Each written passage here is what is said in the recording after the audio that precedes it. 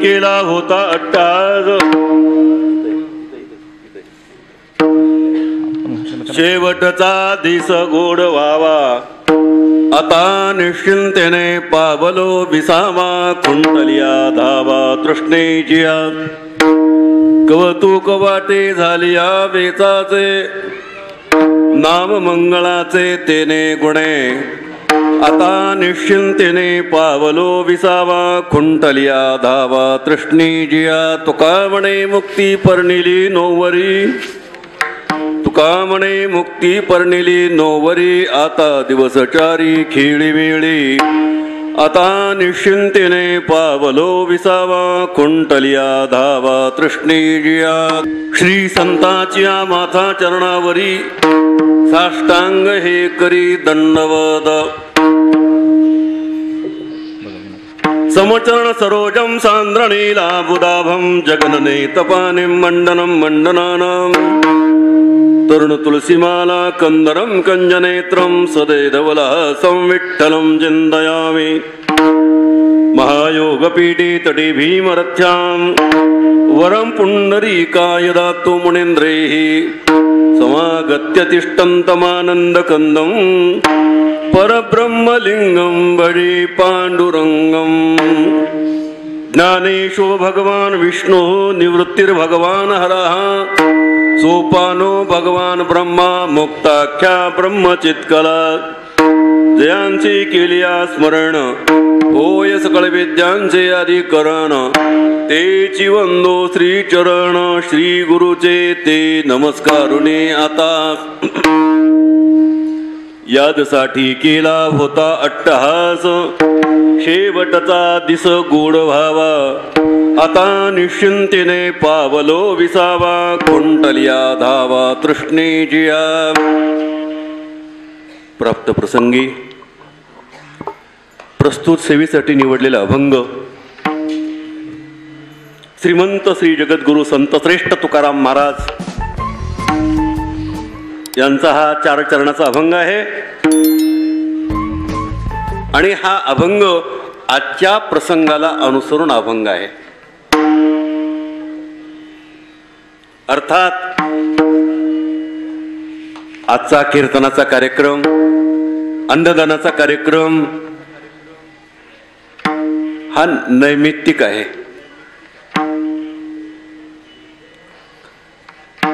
एका विशिष्ट निमित्तानं एखादं कार्य जर होत असेल ते निमित्त काही आगळं वेगळं असतं. आज मांडवा या गावामध्ये कीर्तन अन्नदान त्या निमित्तानं पाहुणे मंडळी गावातील सर्वच मंडळी माता भगिनी असतील पुरुष मंडळी असतील उखळीकर फडावरली बरेचसे टाळकरी मंडळी गायक वादक कीर्तनकार सर्वच मंडळी एका विशिष्ट निमित्तानं इथं आपण उभे आहोत हजर आहोत. आणि ते विशेष प्रकारचं निमित्त म्हणजे वैकुंठवासी हरिभक्तपरायण माधवराव पिराजीराव तिडके मांडवेकर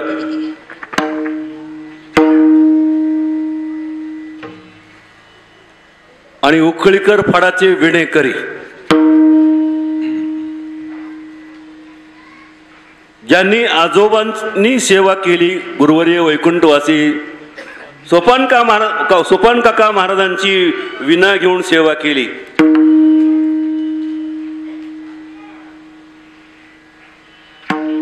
कट्टरपणानं सेवा केली. बरोबर काकांच्या कोण्या गावाला जायचं की संभाजी महाराज तिडके बरोबर असायचे. कीर्तन करायचं, कीर्तन झालं की आराम करायचा, पहाटे काकडा करायचा. आणि कीर्तनामध्ये भजनामध्ये शरीर मोठं दांडगं होतं, मोठं शरीर होतं. पण कीर्तनामध्ये एखादा मोर जसा नाचतो त्याप्रमाणे ते संभाजी मामा नाचायचे. आपण विना घेऊन असतो, टाळ घेऊन असतो, पण आपल्याला नाचायची सवय नाही. आपण नाचतो पण जिथं नाचायचं नाही तिथं नाचतो.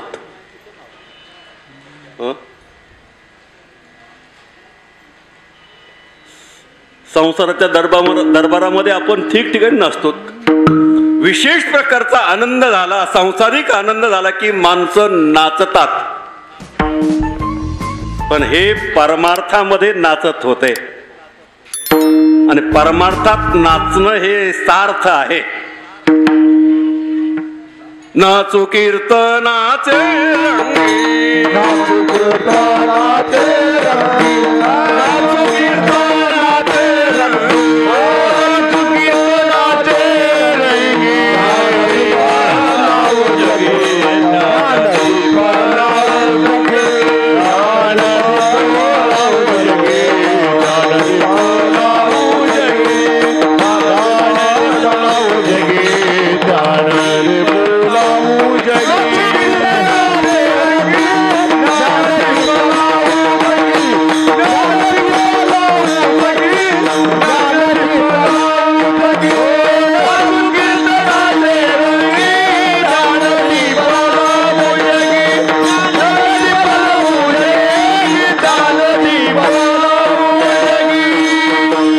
नाचू जगे रंगी ज्ञान दीप लावू जगे.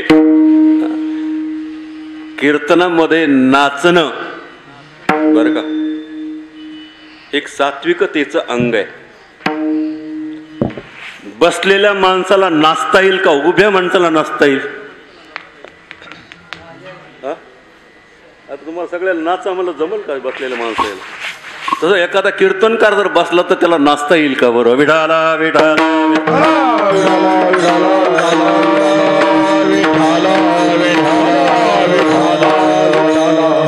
एवढंही मोठं शरीर असून संभाजी मामा नाचायचे आणि सगळ्यांना नाचवाय लावायचे. असं ज्यांचं व्यक्तिमत्व होतं संभाजी मामा तिडके यांचं. त्यानंतर त्यांनी परंपरा चालवली बरं का. पिराजी मामाने खूप दिवस सेवा केली. माझ्या सुद्धा कीर्तनामध्ये ते म्हातारे झाली तरी कोणाकडे विना देत नसत बरं का. खूप दिवस त्यांनी कीर्तनामध्ये सेवा केली. आणि त्यांच्या पश्चात गेल्या 35 वर्षापासून ज्यांनी अव्याहतपणे विण्याची सेवा केली असे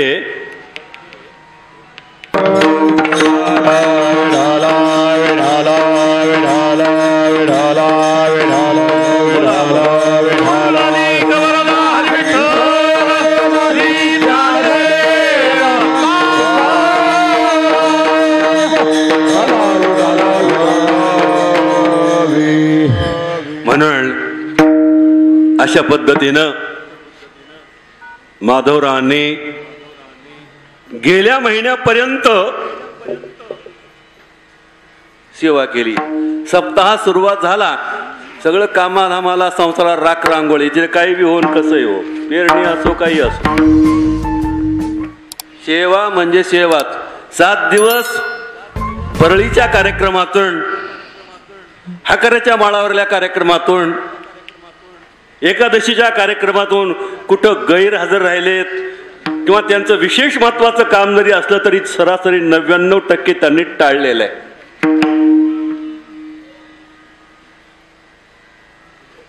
एवढी कट्टरपणानं सेवा, अशी सेवादारी माणसं मी बरेचसे पाहिलेत आणि यांच्याबद्दल दुःख वाटतंय. आता अलीकडे सेवा करणारे माणसं नाही राहिलेच नाहीत. आता हे सगळे दांभिकपणानं दिसतात सेवा केलेली, पण त्या आत एक वेगळंच आहे आणि बाहेरून वेगळंच आहे. दिसणं वेगळं आणि आसनं वेगळं बरं का. माणसं अतिलीनता दाखवतात, इतकं वागतात समजाव की याच्या पाठीमागे काहीतरी दडले बरं का. एक शास्त्रामध्ये प्रमाण आहे, अतिलीनता धूर्त लक्षणम. अतिलीनता दाखविली की धूर्ताचं एक लक्षण असतं.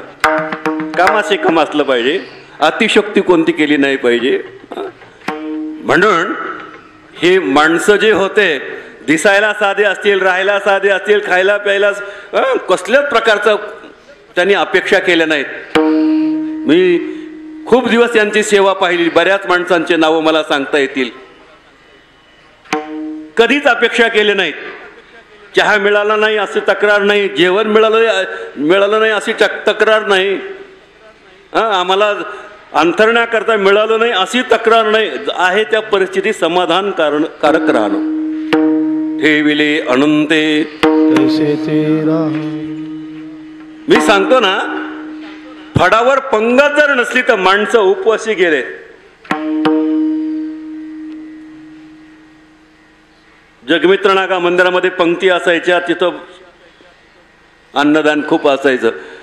पण भजन करणाऱ्या इथल्या काकांच्या फडावर भजन करणाऱ्या माणसांनी कधी लढ जाऊन त्या तिथं पंक्तीला जेवण केलं नाही, जगमित्र मंदिरात गेले नाही. एकदा असंच अन्न उरलं बुवा, जगमित्र मंदिरामध्ये खूप अन्न उरलं, आपल्याकडे पंगत नव्हती. आणि पंगत नसल्यामुळं ही गोष्ट म्हणजे 30-35 वर्षापूर्वीची गोष्ट आहे. त्यावेळेस पिराजीमामा तिडके होते, गणपतराव होते, शंकरराव होते, सगळ्यांचे नाव मला आणखी भरपूर, तातीराव मामा, हे सगळ्या मंडळीची नावं सांगता येतील. मग मधली कार्यकर्ते मंडळी बोलवायला आली, म्हणजे अन्न भरपूर आहे, जेवण करायला या.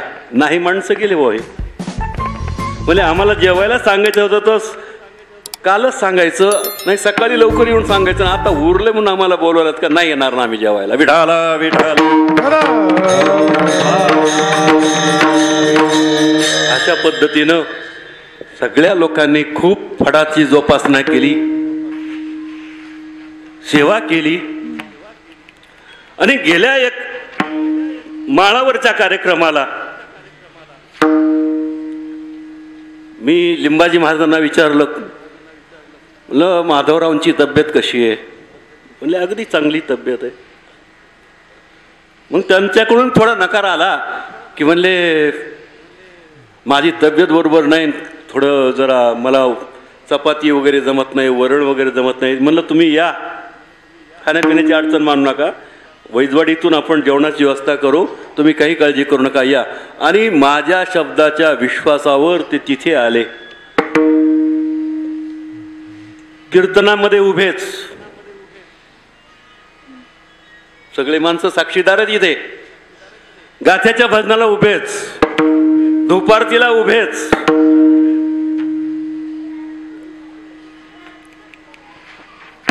सगळ्या कार्यक्रमाला उभे आहे. त्या परिस्थितीमध्ये राहायचं, सगळ्यांना बोलून चालून राहायचं. आणि त्यामुळं उखळीकर फडाचं एक मोठं नुकसान म्हणजे माधवरावच्यामुळं फार मोठी उणीव जाणवते. कारण हे वर्षच असं आहे. आमचे वडील याच वर्षामध्ये 8 महिन्याखाली नामचिंतन करत करत त्यांनी देह ठेवला. झाकल्या घटीचा दिवा नेनिजे काय झाला केव्हा, या लागी पांडवा देह ठेवी. या पद्धतीनं त्यांनी भगवत चरणी जगमित्र नागा महाराजांच्या चरणी हा देह समर्पण केला. शेवटपर्यंत सेवा म्हणजे सेवाच. कसल्या मानाची अपेक्षा नाही, कसल्या प्रकारे धनाची अपेक्षा नाही. निष्काम बुद्धीनं उकळीकर फडाची सेवा केली आणि हे विना घेऊन उभे राहिले. हे सगळ्या मंडळीनं माधवराव असतील महाराज उभे राहिले. चला बाबा, घाबरून घरी कोणाला मोठमोठ्या लोकांना घाबरत नसत, पण अण्णांची मर्यादा पाळत होते. आता कोण कसल्या प्रकार मर्यादा शिल्लक राहील नाही सध्याच्या काळात. तर सगळ्या मर्यादा संपून गेल्यात. सगळं अमर्यादेनं चाललेलं आहे. हा जो दुलाच आहे सध्या.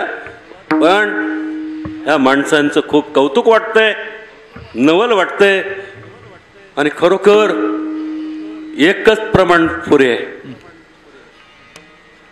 तुका म्हणे एका मरणेची तुका म्हणे एका मरणेची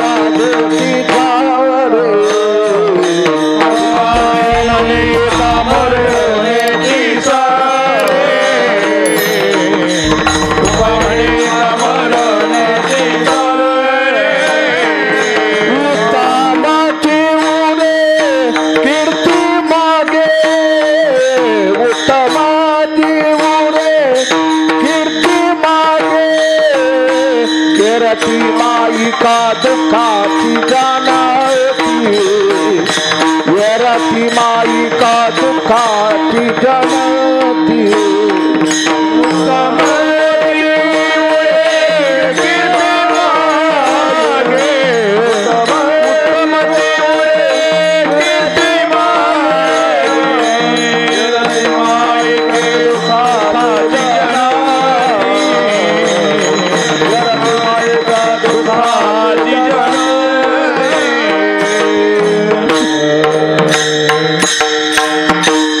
गायक वादक खूप आलेत. आमचे प्रसिद्ध मृदंग वादक, कीर्तनकारही आहेत, मृदंगाचार्य आहेत आणि गायनाचार्य आहेत. बरं का, असे भरत महाराज, त्यांना निरोप दिला की मला विनेकराचा कार्यक्रम आहे, आवर्जून येऊ म्हणले महाराज. मला दुसरीकडे कार्यक्रम होता, पण विनेकऱ्यापुढे मला बाकीचे कार्यक्रम तुच्छ आहेत, इकडेच मी मांडव्यालाच कार्यक्रमाला येईल. विढाला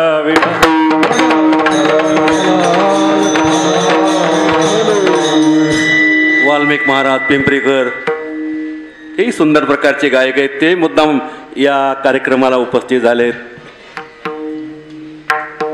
त्याचप्रमाणे माधव आहे. आता आमची सगळं उखळीकर मंडळीचे आहेत. बालासाहेब महाराज आले, त्यांना बसा म्हणलं, कारण बरेचसे महाराज जे आता कलके जोगी पण कीर्तनात बसलेले असतात, पण ही उखळीकर फडाची शान आहे बरं का. ही पद्धत आहे, परंपरा आहे. टाळ घेऊन उभा राहणं, भजन करणं.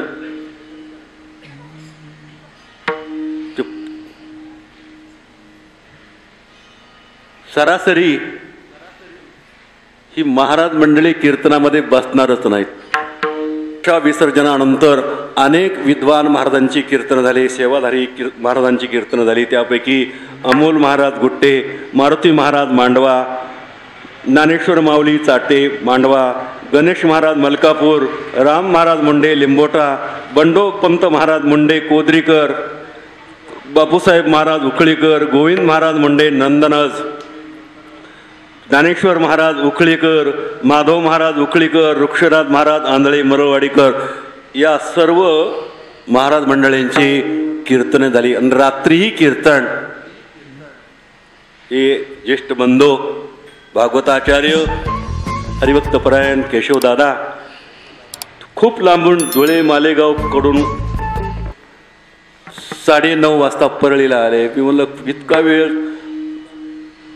हो म्हणजे लांबचा प्रवास झाला आणि लांबच्या प्रवासामुळं इथे यायला थोडा वेळ झाला. पण इथं उशिरा का होईना पण हाजरी पत्रिकेच्या नियोजनाप्रमाणे व्यवस्थित प्रकारचा कार्यक्रम ही माधवरावांची पुण्याची पावती आहे. विठाला विठाला विठाला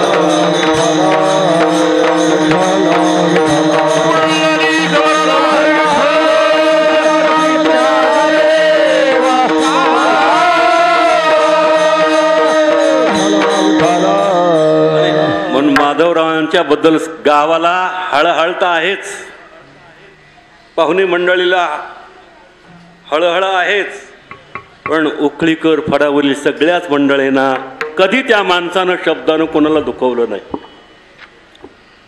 कोणतीही सेवा सांगा, वाढायचं स्वतःच करायचे, सतरंजा टाकायचे, अनेक प्रकारची सेवा करीत असतात. ह्या माणसांच्या आठवणी आहेत आपल्या. म्हणून माधवराव नामचिंतन करत करत पौषवद्य दशमी, मला वाटते गुरुवार, उत्तरायण असा सगळ्याच प्रकारचा मुहूर्त त्यांनी साधला हा पर्वकाळ या न्यायानं, आणि देह सोडला बुवा.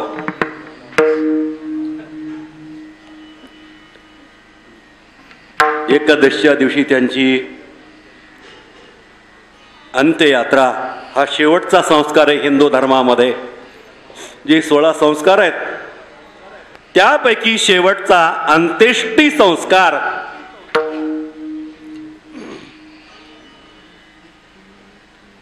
एकादशीच्या दिवशी पार पडला. आणि जिकडे तिकडे बातमी कळाल्यानंतर पुन्हा रक्षा विसर्जनला बरीच मंडळी, त्याचप्रमाणे अंत्ययात्रेला बरीचशी मंडळी उपस्थित राहिली.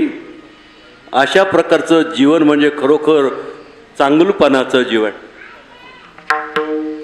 तुका म्हणे जावे,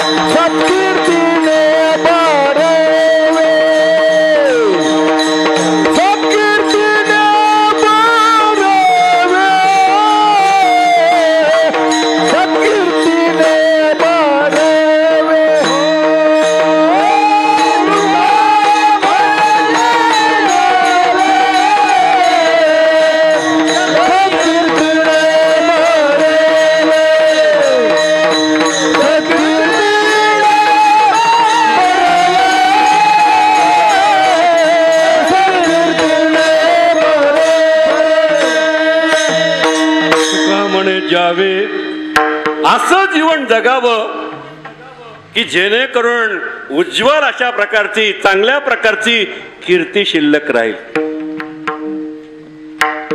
चांगले माणसं, सज्जन माणसं तोपर्यंत जगतात जोपर्यंत कीर्ती आहे तोपर्यंत.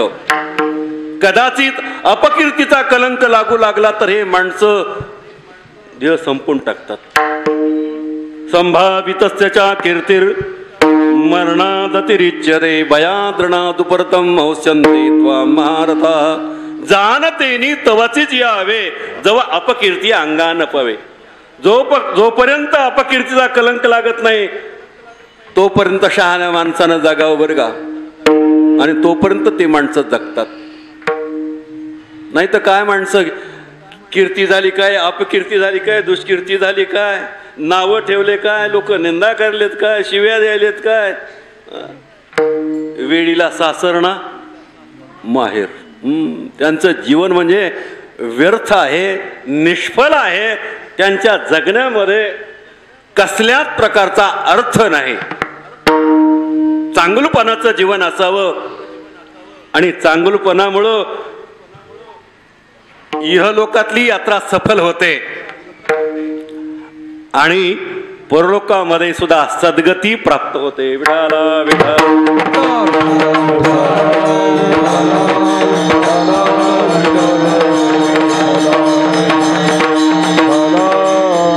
म्हणून सत्कीर्ती करता कष्ट खूप घ्यावे लागतात, साधना करावी लागते. तपश्चर्या करावं लागते. सहजासहजी सत्कीर्ती प्राप्त होत नाही. फार कष्ट असतात, फार तपश्चर्या असते, फार मोठी साधना असते. ती या तिडके घराण्याकडे आहे. त्या निमित्तानं सर्वच मंडळी, दुरून दुरून मंडळी आली बरं का. विशेगावहून मंडळी आलीत, डोंगर पिंपळेहून आलेत. म्हणले आता माधवरावचे आपले प्रेमाची माणसं आहेत. चला म्हणले आपण एक दिवस का होईल पण आपल्याकडून ती सेवा घडावी, उपस्थित राहावं. ही श्रद्धांजली आहे. इथं माणसं कीर्तन ऐकण्याकरता मुद्दाम आले नाहीत. एक आपलं उपस्थित राहून श्रद्धांजली समर्पण करायची. आणि हा श्रद्धांजली समर्पण करण्याचा सगळ्यातर्फे माझ्याकडे मान आला. जब लिंबाजी महाराजांना म्हणलं आपल्याला तुम्हाला जे आवडेल ते मोठ्यातला मोठा महाराज आणो, पैशानं मोठा नाही बरं का. महाराज लोकांच्या वृत्ती अशा आहेत, जो जास्त पैसे घेतो तो मोठा. खरंय का? बघा ते महाराजांनी कबूल केलंय. एक साक्षीदार पुरे झाला बरं, पक्का साक्षीदार. विठाला विठाला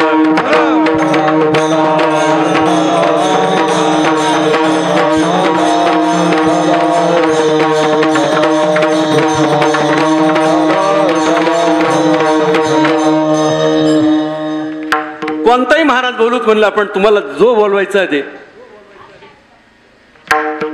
त्यांनी एका शब्दात सांगितलं, महाराज तुमच्या इतके आम्हाला कोणीच मोठे नाहीत.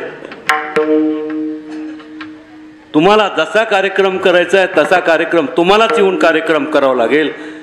कारण माझ्या वडिलांचे काय गुण आहेत, कसं वागणं आहे, कसं बोलणं आहे, कसा व्यवहार आहे, हे सगळं तुम्हाला जे माहिती आहे ते बाकीच्या महाराजांना माहिती नाही. बाकीचे महाराज येऊन ज्ञान सांगतील, 2 तास नाही 3 तास कीर्तन करतील आणि जातील, म्हणजे त्यांना माहिती नाही. तुम्ही सेवा पाहिलेली आहे म्हणून तुमच्या शब्दाद्वारे ती व्यक्त करा. म्हणून आमच्या दोघाही भावाकडे या कार्यक्रमाची सेवा आलेली आहे. आणि विशेष सांगायचं म्हणजे नुकताच परवाला सप्ताह संपला. मांडवेकरांचा सप्ताह परवाला संपला. आणि परवाला सप्ताह संपल्यामुळं माधवरावला असं काही सांगायचं असेल की सप्ताहामध्ये माझं गंगा पूजन आलं आणि ते कार्यक्रमामध्ये मला गंगा पूजन करून घ्यायचं होतं, पण काही झालं नाही. म्हणून आम्ही गंगा पूजनाची तारीख 18 तारीख ठरविली.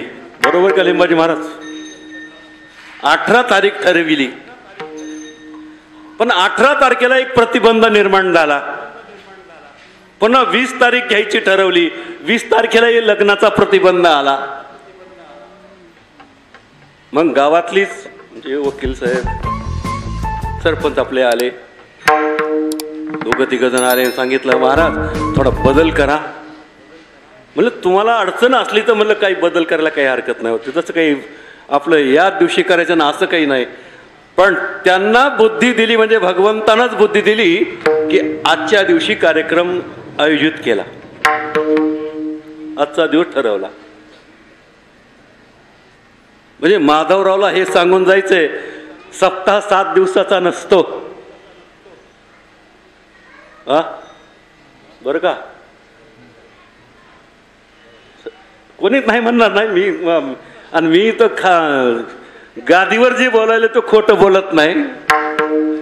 आणि माझी 40 वर्षाची सेवा आहे म्हणून मी ठामठोकपणानं बोलत असतो.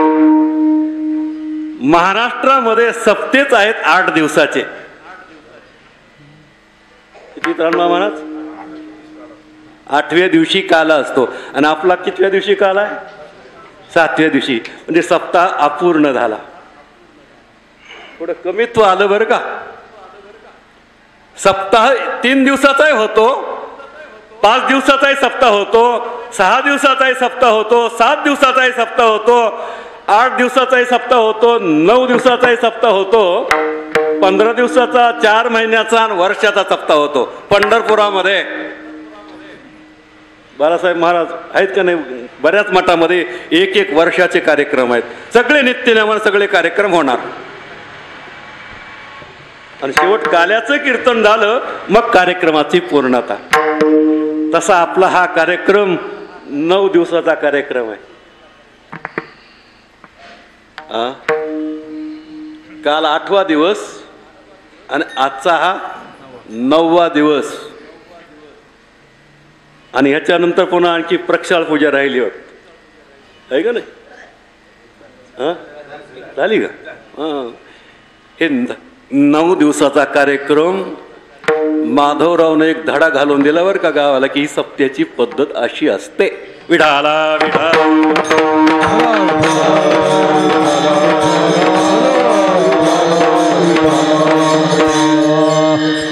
कालच कीर्तनामध्ये मी डोंगर जवळ्याला सांगितलं, डोंगर जवळ्यामध्ये आपल्याकडे महाराष्ट्रामध्ये कुठेच पूजेचं कीर्तन नाही. पूजेचं कीर्तन आहेत का महाराष्ट्रात? एक पद्धत घालून दिली साधू संतांनी. आपण आदरणीय काकांना आदरणीय मानतो, तसे अनेक संत होऊन गेले. माधव मामा मुळवणकर, मोतीराम महाराज, भगवान बाबा यांनी एखादा मार्ग दाखवला, काही दिवस तो मार्ग चालतो. मग काल एक प्रश्न निर्माण झाला जवळ्याला. काही दिवस तिथं पूजेचं कीर्तन झालं जवळ्यामध्ये, आणि पूजेचं कीर्तन झालं, रात्रभर हाजरीचे कीर्तन व्हायचे. जुन्या काळात कीर्तनकार कमी होते, आता कीर्तनकाराचं पेव फुटलंय.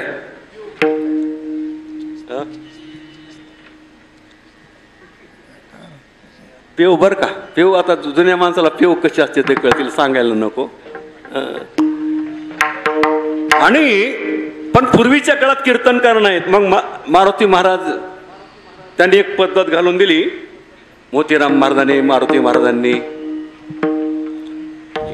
रात्रभर हजेरीचे कीर्तन आणि दुपारी पूजेचं कीर्तन. मोतीराम महाराजांचं पूजेचं कीर्तन व्हायचं आणि रात्रभर हजेरीचे कीर्तन व्हायचे. नवशिकी आपलं लोक उभे करायचे, हे कर, तुला जसं बोलता येईल तसं म्हण, प्रमाण म्हण, चाली म्हण, काय म्हणायचे ते म्हण, काय बोलायचे ते बोल. मग ते हळूहळू बोलत बोलत मग कीर्तनकार बनायचे ते बुवा.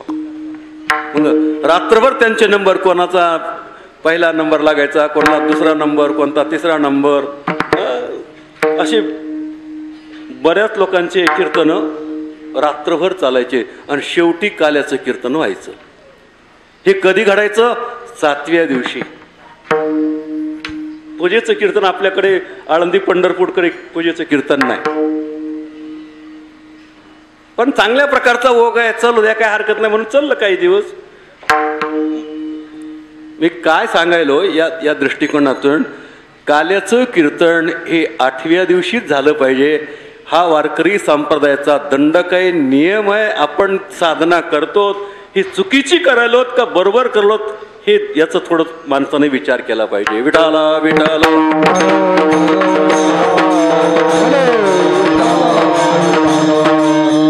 म्हणून या सेवेच्या निमित्तानं, माधवरावांच्या गोड जेवणाच्या निमित्तानं, शास्त्रोक्त पद्धतीनं, आपण शास्त्र मानणारे आहोत, देव मानणारे आहोत, वेद मानणारे आहोत, आणि शास्त्रामध्ये सगळ्या प्रकारचा विधी सांगितलाय. अंत्येष्टी विधी झाल्यानंतर रक्षा विसर्जन, त्यानंतर दशक्रिया विधी, त्यानंतर दिवस आणि त्यानंतर गोड जेवण. आणि त्या गोड जेवणाच्या निमित्तानं केलेलं जे पुण्य आहे, जे नामचिंतन आहे, जे अन्नदान आहे किंवा एखादा दान धर्म आहे, अनेक प्रकारचे सत्कृत्य केले जातात, पुण्य केलं जातं. आणि सगळं पुण्य त्या मृतात्म्याला प्राप्त होत असतं. आणि कोणाच्या माध्यमातून? पुत्राच्या माध्यमातून. पुत्र असावा.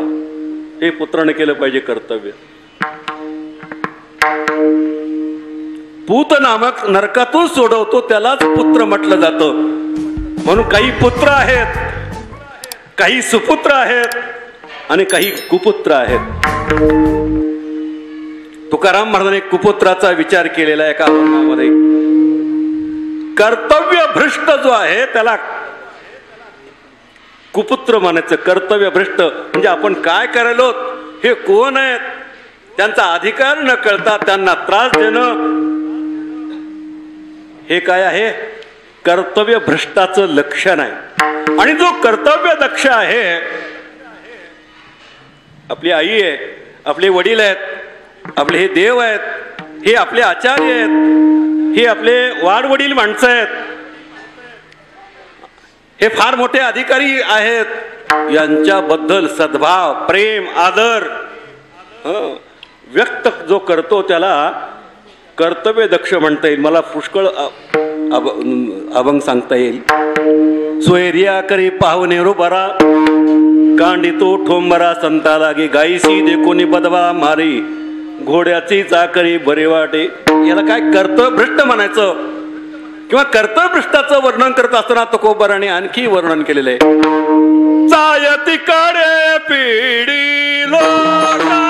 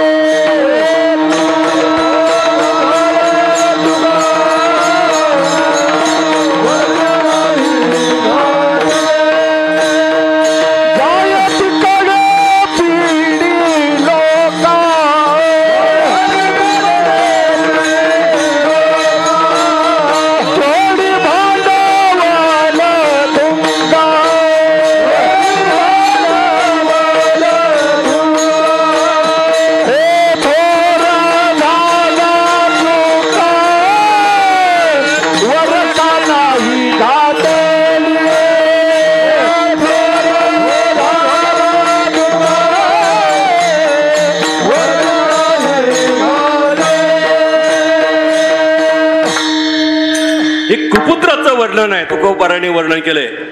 देखोनी हरखली अंड, पुत्र झाला म्हणे रांड, तो झाला भांड, चहाड चोरटा शिंदळ, जाय तिकडे पिढी लोका, जोडी भांडवल थुंका, थोर झाला चुकावर का नाही घातली, भूमिका पे त्याच्या भारे, कुंभ पाकाची शरीरे, बोले निष्ठुर उत्तरे, पापदृष्टी मलिन चित्त, दुराचारी तो चांडाळ, पाप सांगा ते विटाळ, तुका म्हणे खळ. खळ आहे खळ. आता खळाबद्दल दृष्टांत सांगत नाही, आपल्याला वेळ थोडा आहे आता. म्हणून तो निषिद्ध आहे. हा कुपुत्र आहे. हा जन्माला नाही आला परवडला असता. हे कुपुत्राचं वर्णन आहे बरं का. म्हणून काही सुपुत्र आहेत जे हनुमंतराय बरं का, ज्यांनी दास्य भक्ती, कठीणात कठीण अशा प्रकारची दास्य भक्ती केलेली. दास्यत्व निकट हनुमंते पै केले, म्हणून देखील रामचरण. सगळ्या भक्त्या सोप्या आहेत, पण दास्य भक्ती कठीण आहे. श्रवणम कीर्तनम विष्णुस्मरणम पादसेवनम अर्चनम वंदनम दास्यम सख्यमात्मनिवेदनम. 9 प्रकारची भक्ती. त्या भक्तीमध्ये दास्य भक्ती अत्यंत कठीण, पण मारुतीरायांनी ती यथायोग्य ती पार पाडली. खूप प्रभू रामचंद्रांची सेवा. प्रभू रामचंद्रांनी आदेश करावा, हनुमंतरायांनी तो पार पाडावा. इतका स्वामी निष्ठ भक्त म्हणजे हनुमंतराय. असा भक्त तरी असावा जन्मताना. नसता ज्ञानोबारासारखा ज्ञानी तरी असावा. म्हणे धन्य धन्य जयाचे कुशी ज्ञानदेव जन्मले धन्य धन्य जयाचे कुशी ज्ञानदेव जन्मले धन्य धन्य जयाचे कुशी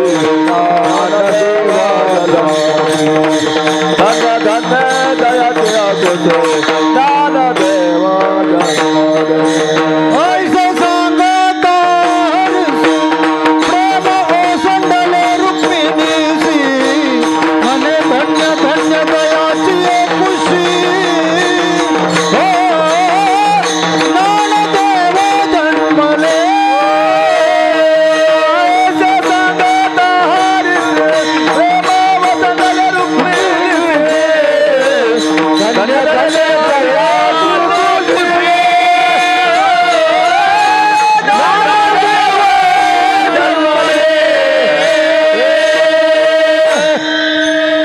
म्हणे धन्य धन्य देयाचे कुशी ज्ञानदेव जन्मले.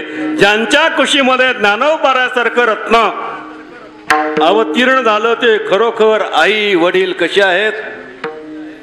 धन्य आहेत. पुत्रामुळं आईला धन्यता, पित्याला धन्यता. सुशिलो मात्र पुण्येन पितृपुण्येन पंडिता. अशा प्रकारचं आई धन्य आहेत, बाप धन्य आहेत आणि त्या पुत्राच्या कर्तव्यामुळं आई वडिलांना धन्यता मिळत असते. धन्य माता पिता तयाची, धन्य माता पिता तयाची, धन्य माता पिता तयाची, धन्य माता पिता तयाची. हो कुळी कन्या पुत्र होती जे सात्विक आपोलिया हिता जो असे जागता. आपोलिया हिता जो असे जागता. आपोलिया हिता जो असे जागता. आपोलिया हिता जो असे जागता. आपोलिया हिता जो असे जागता. आपोलिया हिता जो असे जागता. आपोलिया हिता जो असे जागता. धन्य माता पिता तयाची, धन्य माता पिता तयाची. तुळी कन्या पुत्र होती जे सात्विक. तुळी कन्या पुत्र होती जे सात्विक.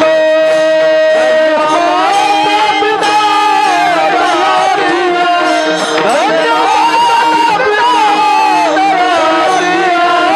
तुळी कन्या पुत्र होती जे सात्विक. तुळी कन्या पुत्र होती जे सात्विक. धन्य माता पिता तयाच्या. त्याची आई धन्य आहे आणि त्यांचे वडील धन्य आहेत. आईलाही धन्यता, वडिलांना धन्यता, पूर्वजांना धन्यता, स्वतःलाही धन्यता. धन्यताची माता धन्य त्याचा पिता. धन्यताची माता धन्य त्याचा पिता. धन्यताची माता धन्य त्याचा पिता. धन्यताची माता धन्य त्याचा पिता. साठविला दाता त्रैलोक्याचा. साठविला दाता त्रैलोक्याचा. सावता सागर प्रेमाचे आगर. सावता सागर प्रेमाचे आगर. साठविला दाता त्रैलोक्याचा.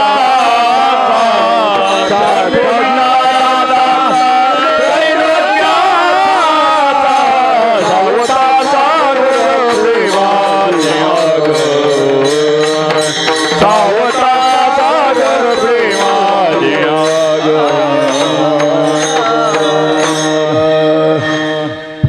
नामदेवराय वर्णन करतात, भगवत भक्ताची आई धन्य आहे, वडील धन्य आहेत, गाव धन्य आहे, त्यांचं कुळ धन्य आहे. पवित्र ते कुळ पावन तो देश.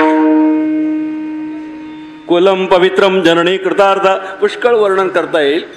म्हणून धन्य त्याची माता, धन्य त्याचा पिता, साठविला दाता त्रैलोक्याचा दाता, ज्यांनी आपल्या हृदयामध्ये साठवलेला आहे, खरोखर ती धन्य आहेत. हे सुपुत्र बर का. कबीर महाराज म्हणतात एके ठिकाणी, जननी जने तो भक्त जने, या दाता या शूर, नाही तो जननी वांजवली क्या कोते हे नोर. मुलगा भक्त तरी असावा, ज्ञानी तरी असावा, नाही तर शूर तरी असावा. शूर बर का. हे मिलिटरी मधली जी मंडळी आहेत ते शूर आहेत.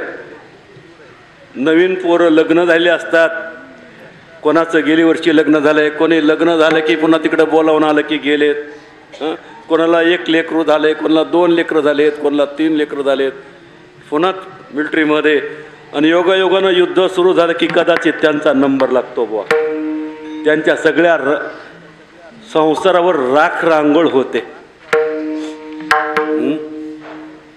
पण त्यांना त्याचं दुःख काही वाटत नाही, आनंद मानून ते मरतात. भगवंतानं गीतेमध्ये म्हटलेलं आहे, हतो वा प्राप्स्यसी स्वर्गम जित्वा वा मोक्षसे महिम तस्माद उत्तिष्ठ कौंतेय युद्धाय कृतनिश्चया.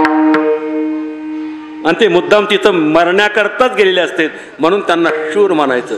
आणि क्षत्रियाचं लक्ष सांगितलंय श्रीमद भगवद्गीतेमध्ये, शौर्यम तेजो धृतिर्दाक्षम युद्धे चाप्यपलायनम दानमीश्वर भावश्च क्षात्रम कर्म स्वभावजम. हे क्षत्रियाचं कर्म आहे.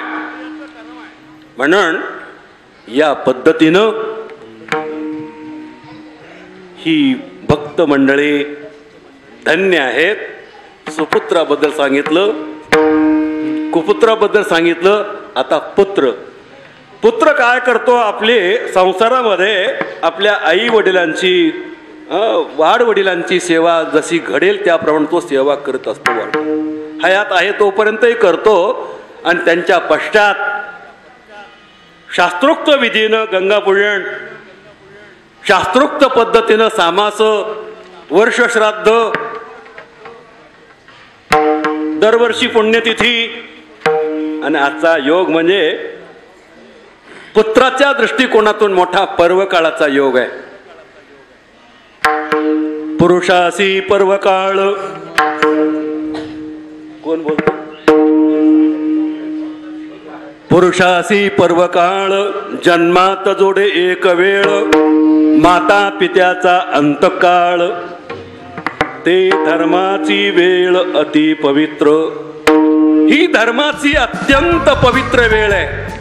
या निमित्तानं जेवढं काही आपण सत्कर्म केलं, नामचिंतन केलं, अन्नदान केलं, विधी केला, तो त्या आत्म्यापर्यंत पोहोचतो आणि तो आत्मा सुखरूप मार्गक्रमणा करीत असतो बरं का. त्याच्यापर्यंत सगळं जातं असं शास्त्र सांगतं. आपण शास्त्र मानणारे आहोत. तस्मात् शास्त्रम प्रमाणन्ते कार्याकार व्यवस्थित ज्ञात्मा शास्त्रविधानोक्तम कर्म कर्तुम या रसी. या कारणे पै बापा जयाती अपुली कृपा, तेने वेदाच्या निरोपा आनन किजे. या पद्धतीनं सगळं हे चाललंय. आणि वैकुंठवासी माधवरावांच्या निमित्तानं हे विशेष प्रकारचं, कारण त्यांच्या निमित्तानंच कार्यक्रम असल्यामुळं त्यांचंच वर्णन सगळ्यांच्या वतीनं माझ्याकडे बोलण्याचा योग आलेला आहे. आणि त्यांचे दोन्ही पुत्र श्रीमान लिंबाजी महाराज आणि दुसरा अंबाजी माधवराव तिडके, या दोन्ही पुत्रांनी आपल्या वडिलांच्या प्रित्यर्थ ही सगळी सेवा आयोजित केली. आपण त्या कार्यक्रमात उपस्थित झालात, त्यांच्या दुःखामध्ये सहभागी झालात. भगवान परमात्मा त्यांना थोडं सात्विक धैर्य देवो, बळ देवो. आणि हीच प्रभूच्या चरणी प्रार्थना करून मी माझ्या अभंगाकडे वळतो. विठाला विठाला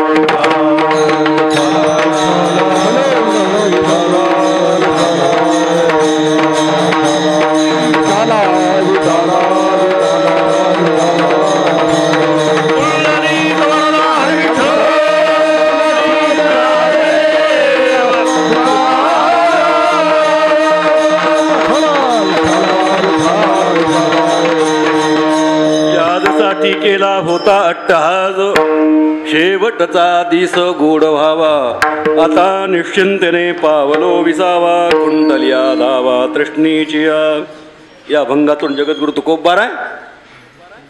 मी जन्मभर जी साधना केली आहे, जी तपश्चर्या केली आहे, जे कष्ट घेतलंय, एवढा जो अट्टहास केलेला आहे, आणि त्यामुळं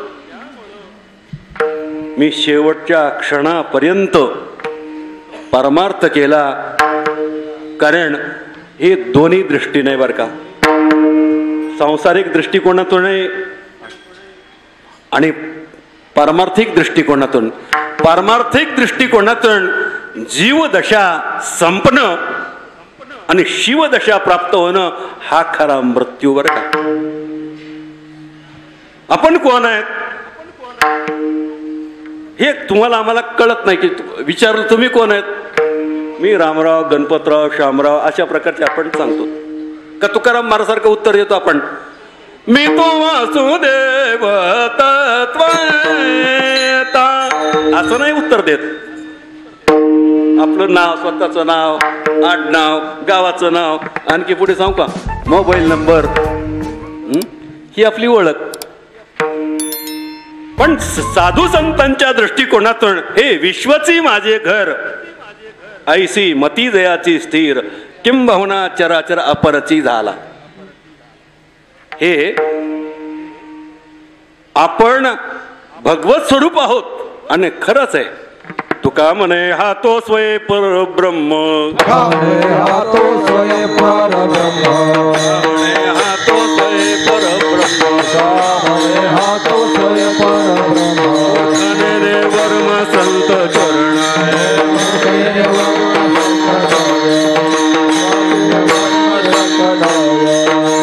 आपण परब्रह्म रूप आहोत. हस्ता मलकाला विचारलं आचार्य शंकराचार्यांनी की बाबा तू कोण आहेस. जो मुलगा 12 वर्षापर्यंत बोलला नाही आणि त्या मुलाला विचारलं कोण आहेस, त्यानं लगेच उत्तर दिलं. त्याच्या वडिलांनी सांगितलं महाराज हे मुक आहे हो, मुक.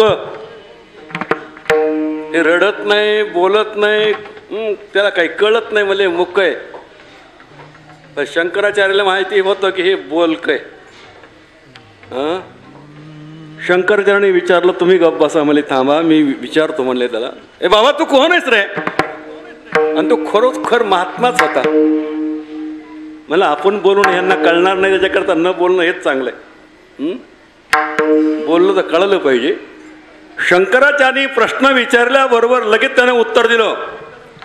नाहम मनुष्यो न च देव यक्षो न ब्राह्मण क्षत्रिय वैश्य शूद्रः न ब्रह्मचारी न गृही वनस्तो भिक्षुर्न चाम निज बोध रूपा. महाराज नाहम मनुष्यो न च देव यक्षो, मी मनुष्य देव यक्ष राक्षस नाही. न ब्राह्मण क्षत्रिय वैश्य शूद्र, ब्राह्मण क्षत्रिय वैश्य शूद्र नाही. मग कोण आहेस, कोणत्या आश्रमाचा मी नाही. भिक्षुर्न चाहम निजबोध रूपा, निजबोधावर मी आरूढ अशा प्रकारचा मी ब्रह्म आहे. हा बोध कधी प्राप्त होत असतो, गुरुकृपेनं प्राप्त होतो. आणि यालाच भगवत स्वरूप प्राप्त होणं याला म्हटले जातं. हे प्राप्त होण्याकरताच हे जीवनपणे ते मरण पाहिल्यासारखं होते. मरण माझे मरोनी गे, मरण माझे मरोनी गेले, मरण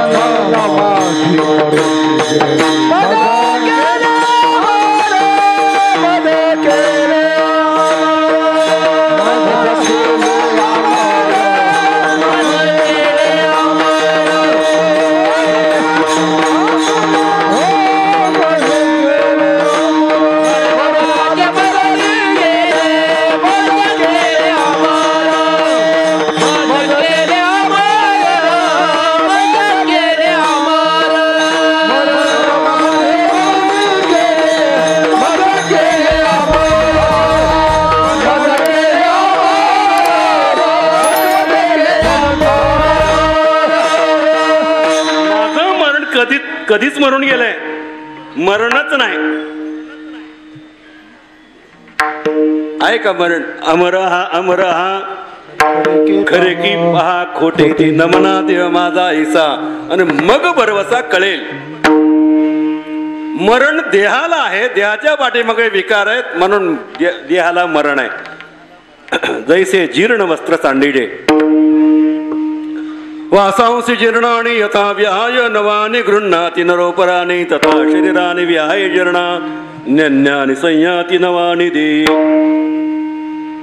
देह नाशवान आहे पण त्या आत्मा जो आहे, तो जीव जो आहे तो अविनाशी आहे. आणि जोपर्यंत हे कळत नाही तोपर्यंत आपण संसारिक आहेत. हे कळालं की समजायचं की त्याच्या जीवनामध्ये त्याच्या देखतच मृत्यू आहे बरं का. आणि जन्म कधी आहे? जन्म ज्यावेळेस गुरुची कृपा होते, गुरुकडून यथार्थ ज्ञान प्राप्त होतं, तो दिवस त्या माणसाच्या जीवनातला जन्म दिवस आहे. एका म्हाताऱ्यानं अनुग्रह घेतला, काही दिवस गेले, त्याच्या पुत्राने काही दिवस घेतला, त्याच्या पत्नीने घेतला, बायकोनं घेतला, पण कालांतरानं बरं का. मग प्रत्येकाला एक जणांनी विचारला प्रश्न, काय म्हणले, सोनबाईला विचारलं तुझं वय काय आहे? तिथं होतं 25 वर्ष वय. तिने सांगितलं महाराज माझं मी 5 वर्षाची आहे. बापा आडवं कशाला बोलतेस म्हणजे? मी तुला सरळ विचारलो की तुझं वय काय, तर तू आता 5 वर्षाचं वय सांगतेस. बर तुझं 5 वर्षाचं वय तुझ्या नवऱ्याचं म्हणजे त्यांनाच विचारा की. मग त्याला विचारलं, म्हणलं तुझं वय काय आहे? म्हणला माझं 3 वर्षाचं वय आहे. या तुझ्या बायकोपेक्षा तुझं वय कमी. तू मग आता पूर्वीच्या काळामध्ये नवरे मोठे आणि बायका नवरे लहान आणि बायका मोठ्या होत्या काय म्हणले. म्हणजे हे लोक आडवेच बोललेत की बाबा. त्याच्या आईला विचारलं, म्हणले का रे बाबा तुझ्या आईचं वय काय? म्हणले आईलाच विचारा. मग त्या आईला विचारलं, म्हणलं तुमचं वय काय आहे? म्हणले मी 1 वर्षाची आहे.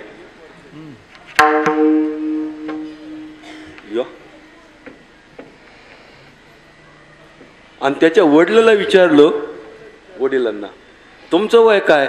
म्हणले मी 6 महिन्याचा आहे. मला काही कळलं नाही म्हणले. मग महात्मा होता पण मला काही लक्षात आलं नाही. म्हणले महाराज मग आमचं वय वाढलं हो, पण आमची अक्कल शून्य होती.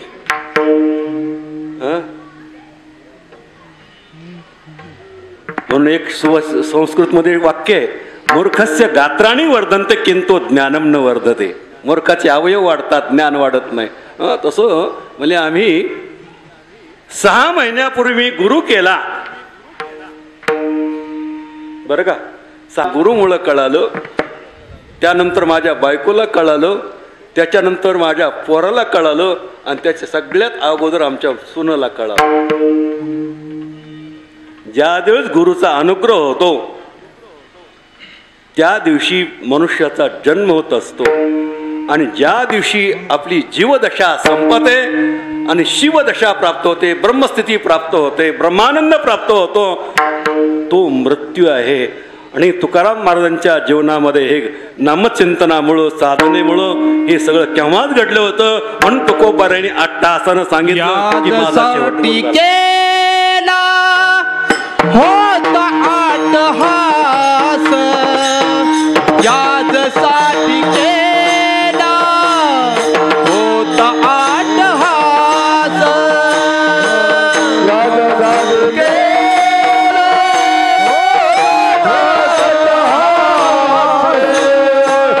यादसाठी केला होता अट्टहास.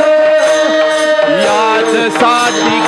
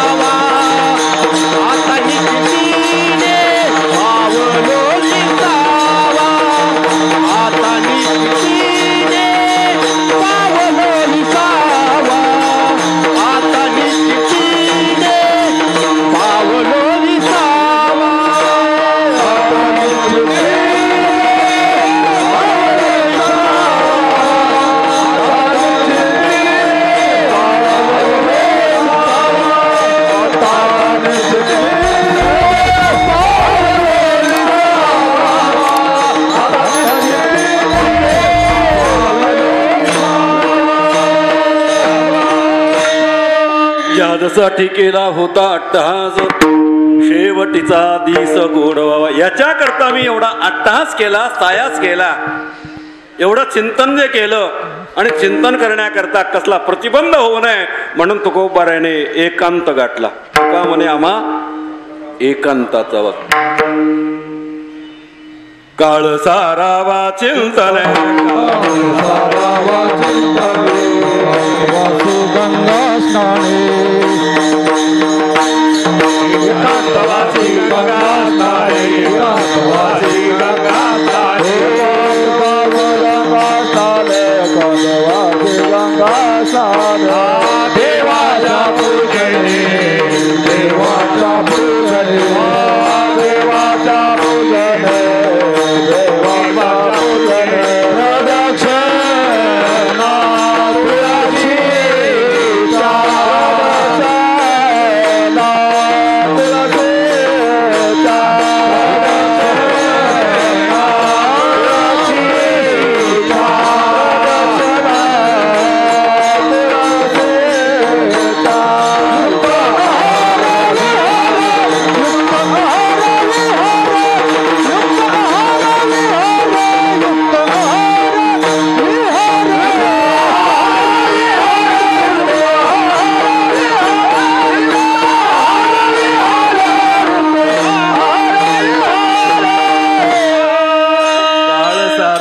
चिंतने, एकांतवासी गंगा स्नाने, देवाच्या पूजने, प्रदक्षिणा तुळशीच्या, युक्त आहार विहार, नेम इंद्रियासी सार, नसावी बासर निद्रा बहु भाषण. या पद्धतीनं तुकोबारायने नामचिंतन केलं. आणि नामचिंतन करण आपला हा नामचिंतन करत करत तुकोबाराय रामकृष्ण विठ्ठल बोला आणि तुका जातो वैकुंठ. हा शेवट तुकाराम महाराजांचा गोड झाला बरं का. परमार्थ करणाऱ्या माणसांचा शेवट गोडच होत असतो. नेहमीच सांगत असतो. आमचे जोग महाराज स्वानंद सुखनिवासी विष्णू महाराज जोग पुण्यामध्ये आजारी पडले. आणि आजारी पडल्यानंतर मामांना सांगितलं, सोनोपंत मला आळंदीला घेऊन चला. आळंदीमध्ये आले. बग्गीमध्ये घोड्याची बग्गी होती. त्या बग्गीमध्ये बसून आले आळंदीमध्ये. इंद्राणीच्या पुलावरून ते खडखड खडखड वाजलं. म्हणले सोनोपंत कुठपर्यंत आलो आपण? म्हणले आळंदीच्या इंद्राणीच्या पुलावर आलो. हां जिंकलं म्हणले आता.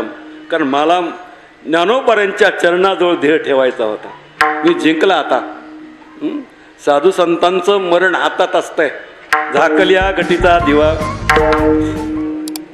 आणि लगेच पुन्हा घासवाले धर्मशाळेत गेले.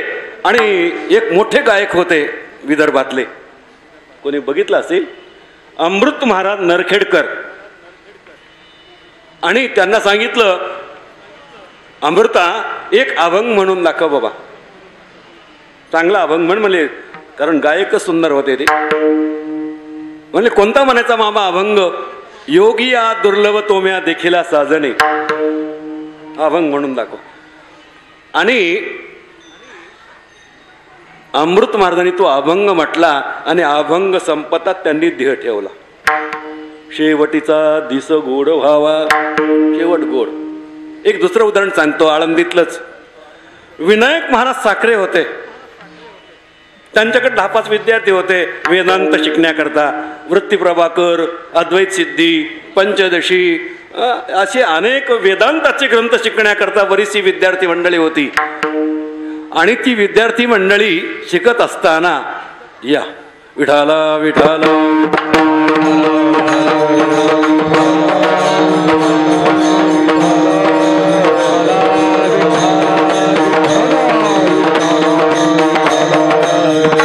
विद्यार्थी मंडळ ती शिकत असताना एके दिवशी दिवस मावळता एक विद्यार्थी बरोबर होता. आणि त्या विद्यार्थ्यानं आणि त्याच्याबरोबर एक दुसरा विद्यार्थी, दोघा गुरुजींना घेऊन चाललेत. देहू रोडच्या तिथं त्यांची जमीन आहे बरीचशी. सुंदर प्रकारचे वृक्ष होते. आणि ते फिरायला जायचे दिवस मावळता. आणि अशा प्रकारे दिवस मावळता फिरायला निघाल्यानंतर ते 2 विद्यार्थी बरोबर आहेत. त्यापैकी एका विद्यार्थ्याने प्रश्न विचारला, साखरे महाराज एक तुम्हाला प्रश्न विचारायचा आहे. म्हणजे प्रश्न? हो म्हणजे मला एक शंका वाटते. विचार की म्हणजे तुला काय शंका वाटते ती? कोणती शंका वाटते? म्हणले महात्म्याचा अंतकाळ कसा असतो. प्रश्न अगदी योग्य होता. म्हणले तुम्हाला महात्म्याचा अंतकाळ पाहायचा आहे का? सांगतो म्हणले. चला एका झाडाखाली बसले आणि महात्म्याचा अंतकाळ तुम्हाला सांगायचा आहे. तुम्ही 2 जण आहेत म्हणले, तुम्हाला अंतकाळ सांगतो म्हणले. महात्म्याचा अंतकाळ असा असतो म्हणून लगेच देह ठेवला. अंतकालेच मामेव स्मरण मुक्त्वा कलेवरम य प्रयाति समद्भावम याति नास्त्यत्र संशया. अंतकाळी ज्याच्या नावाने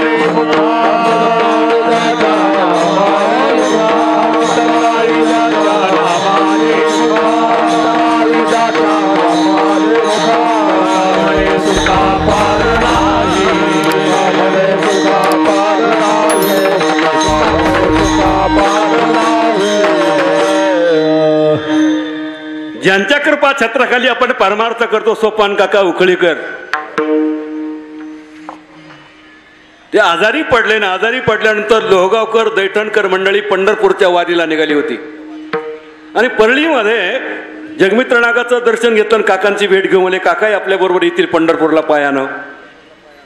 आले इकडं तर काका आजारी पडले होते. म्हणले काकाला सांगितलं काका चला की पंढरपूरला. म्हणले मी आता थकलो, माझा पांडुरंगाला निरोप द्या आणि मी आता काही या वारीला येऊ शकत नाही. आणि थोडा वेळ झाला आणि थोडा हरिपाठ म्हटला की लगेच देह ठेवला. शेवटीचा दिस गोड व्हावा. शेवट गोड होण्याकरता ही साधना असावी लागते. बऱ्याच लोकांचा शेवट गोड झाला आणि बऱ्याच लोकांचा शेवट कडू झाला. हे 10 मिनिटांमध्ये सांगतो, सेवा संपवतो. विठाला विठाला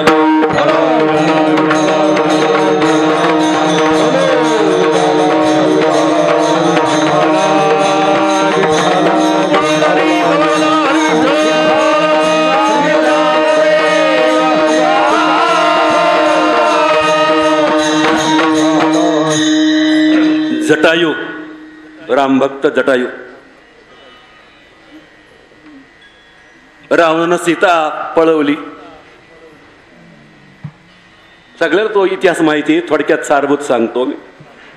आणि सीता रडू लागली, शोक करू लागली, रामा रामा रामा. म्हणलं कोण रडतंय? आणि एका स्त्रीचा आवाज येतोय. त्याच्याकरता जटायू पुढे आला आणि पुढे येऊन पाहिलं तर रावण सीतेला घेऊन जातोय. माझ्या स्वामीची कांता आहे, माझ्या स्वामीची बायको आहे. त्याने सांगितलं काय रे? माझ्या स्वामीची कांता आहे, ही माझी आई आहे आणि तिला तू घेऊन जातो. माझ्याबरोबर अगोदर युद्ध कर. दोघांचं घनघोर युद्ध झालं. जटायू ऐके ना.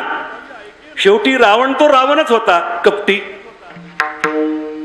शत्रूला जर जिंकायचं असेल तर सहजासहजी जिंकता येत नसेल तर कपटानं जिंकलं जातंय. एक श्लोकच आहे. देव प्रसन्न करून घ्यायचा त्याच्याकरता भावच लागतो. मित्राबरोबर सख्यात्व बाळगायचं असेल तर सत्यपानच वागलं पाहिजे. मोक्ष प्राप्त करून घ्यायचा ज्ञानच असलं पाहिजे. भावेन देवम कलया नरेंद्रम धनेन कांता कपटेन शत्रुम सत्येन मित्रम कृपया च पुत्रम ज्ञानेन मोक्षम वशमानयन्ति.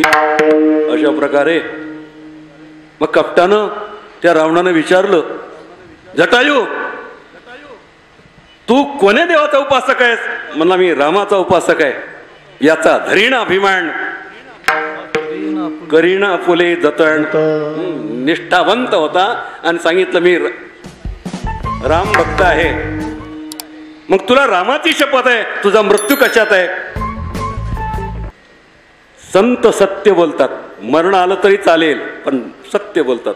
सत्यम ब्रूयात प्रियम ब्रूयात न ब्रूयात सत्यव प्रियम प्रियंच नानृतम ब्रूयात एष धर्म सनातना.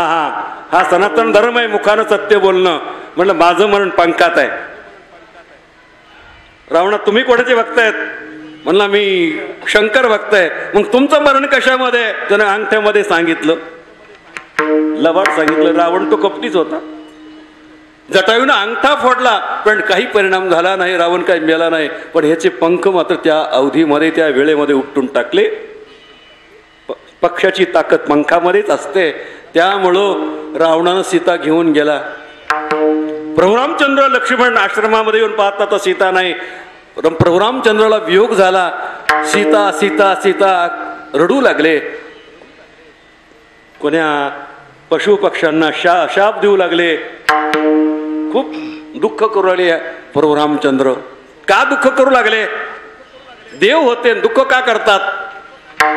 वाल्मिक ऋषीने तसं लिहून ठेवलंय म्हणून प्रभू रामचंद्राला सुद्धा दुःख करावं लागलं. बोलिला वाल्मिक तैशेची करेण वर्तोनी दावीन नामामणी. जसं वाल्मिक ऋषीनं लिहून ठेवलं त्याप्रमाणे सगळं प्रभू रामचंद्र वागले बुवा. आणि जटायूकडे तिथून जात असताना आवाज आला, श्रीराम जय राम जय जय राम, श्रीराम जय राम जय जय राम. अशा प्रकारचा आवाज आल्याबरोबर लक्ष्मणा इथं आवाज येतोय रे, कदाचित सीतेला तर मारून टाकलं नसेल, इथं जाऊन बघूया. ते बघितलं तर तो मोठा धिप्पाड अशा प्रकारचा पक्षी पडलेला आहे आणि त्याचे पंख उपटून टाकलेत. सांगितलं जटायू आणि तुझी अशी स्थिती? हो म्हणला, प्रभू तुम्हाला निरोप देण्याकरता कंठात प्राण आणून सोडलाय. बर बर, काय झालं? काय नाही म्हणे, रावण आला आणि रावण सीतेला घेऊन जाऊ लागला. त्याचं माझं घनघोर युद्ध झालं आणि युद्धामध्ये मी त्याला पराभूत करीत असताना त्यानं मला रामाची शपथ घातली आणि तुझं मरण कशात आहे पंखात विचारलं. पंखात आहे म्हटल्याबरोबर पंख उपटून टाकले. त्याच्यामुळे अशी स्थिती झाली. काय हरकत नाही, तुला मी पंख देतो आणि पंख दिल्यामुळं मग आपण रावणाचा विजय करून घेऊ, असं करू तसं करू. तुला मी जीवदान देतो. लक्ष्मणा पाणी आण बरं. तो लक्ष्मण होता, नावाचं लक्ष्मण नाही. नाही तर लाह्या भाजायचे लाकूड असतंय भुयाजवळ, त्याचं नाव काय? लक्ष्मणच आहे बरं का. ते लक्ष्मण वेगळा, गोळण्या नाव लक्ष्मण आणि करी भजन लाह्याचे नावाचं लक्ष्मण नव्हता. बाण मारल्यावर सगळे तीर्थ निमंत्रित केले, पाणी पाजलं. जटायू तुला मी आता पंख देतो, मला सहकार्य कर. म्हणला प्रभू तुम्हाला मला पंख नको आहेत, आता मी नामचिंतन करत तुमचं दर्शन करीत करीत वैकुंठाला जाणार म्हणला आनंदानं. कारण जे मरण दशरथ राजाला लाभलं नाही ते मरण मला आज लाभलंय. मी किती भाग्यवान आहे, माझ्या किती कुळाचं पुण्य आहे. तुम्ही मला प्रत्यक्षात अंतकाळाच्या वेळा भेटलात, दर्शन दिलं. ह्याच्यासारखं गोडी काहीच नाही, कशातच नाही बरं का. हा जटायूचा शेवट गोड झाला. आणि काही साधना करीत असताना अनेक प्रतिबंध आले जडभरत राजाला. हरणाची आठवण झाली आणि हरणाची आठवण झाल्यामुळं जडभरत राजा हरणी गर्भा गेला आणि घाला तो घातला बासर. शेवट कडू झाला बरं का. ह्याच्यावर अनेक दृष्टांत आहेत, आता दृष्टांत सांगत नाही. म्हणून शेवटीचा दिस गोड व्हावा, शेवट गोड होण्याकरता ही साधना अशी आहे. आणखी एक दुसरा प्रकार असा आहे, जन्मभर आपण जे सेवा केली, तपश्चर्या केली, साधना केली तीच अंतकाळाला आठवते. दिवसभर ज्याचं चिंतन केलं ते स्वप्नात येतं बरं का. किती साहेब तुमच्याकडे सांगतो, उदाहरण सांगतो. आता आलात योगायोगानं म्हणून सांगतो. आता ही राजकीय मंडळी निवडणुकीच्या काळामध्ये रोज 10, 15, 20 सभा असतात आणि त्या प्रत्येक सभेमध्ये सगळ्यांना बुवा आश्वासनं देणं, सहकार्य करणं, बोलणं करणं, सांगता सांगता एखाद्या वेळेस त्या कार्यकर्त्याला स्वप्न पडतंय. मी आता स्पीकरवर बोलालो, बरेच लोक समोर बसलेत, सगळ्यांना म्हणतो बंधूंनो भगिनींनो हे पहा. कुठं म्हणतंय? स्वप्नात बरं का. कारण दिवसभर सगळ्या सभा घेतलेल्या असतात आणि त्याच्यामुळं तो प्रकार घडतो. ज्ञानोबा म्हणतात, मी म्हणत नाही, जागता जव असिजे तव जेने ध्याने भावना भाविजे, डोळा लागत खेवो देखिजे तेची स्वप्ने. एका श्रीमंताचं लग्न बघितलं. श्रीमंताचं लग्न, वैभवशाली लग्न. आणि लग्न कोणी बघितलं? संन्याशी बुवानं.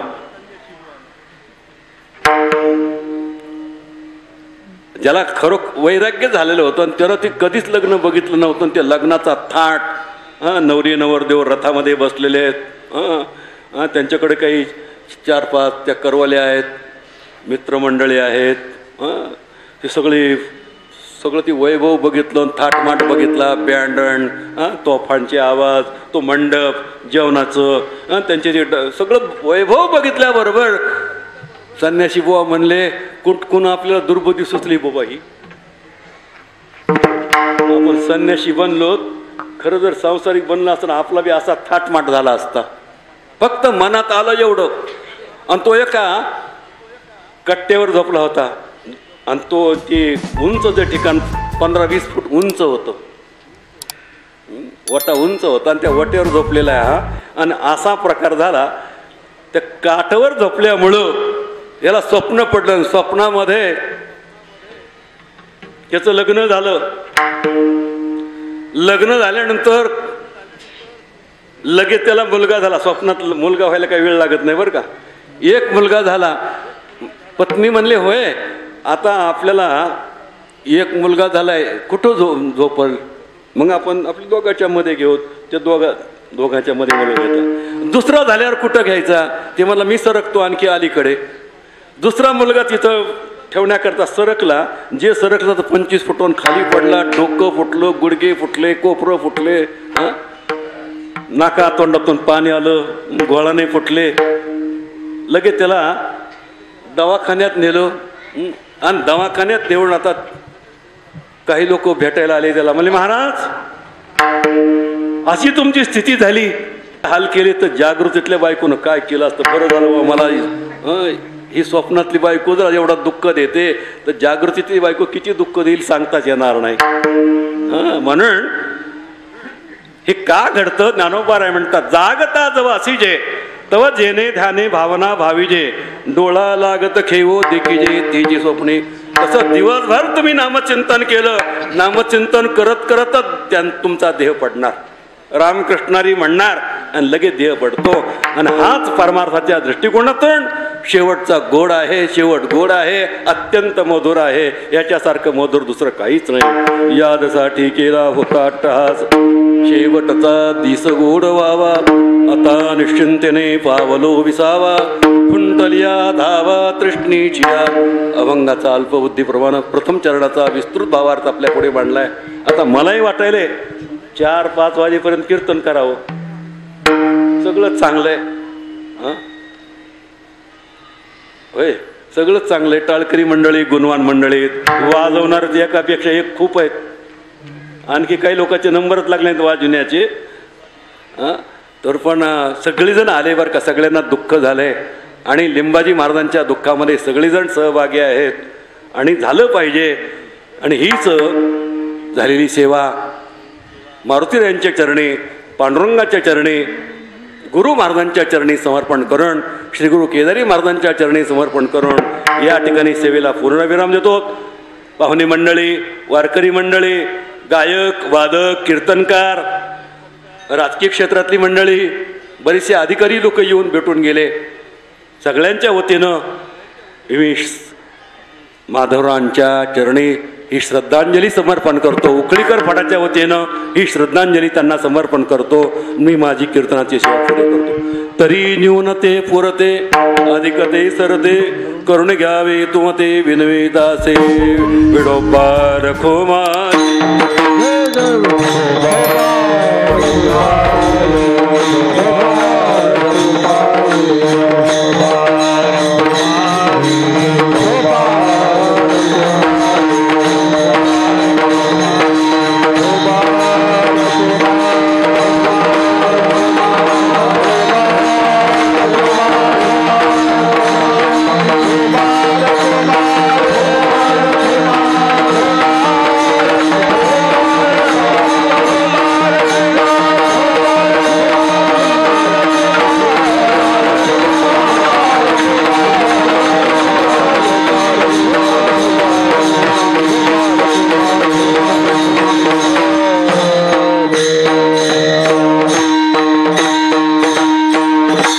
कार्यक्रमासाठी सर्वांची सेवा झाली.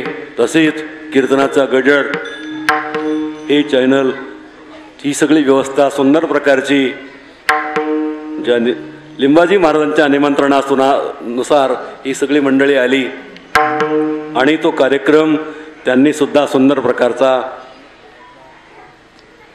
सगळ्यांना माहिती पडावं. कारण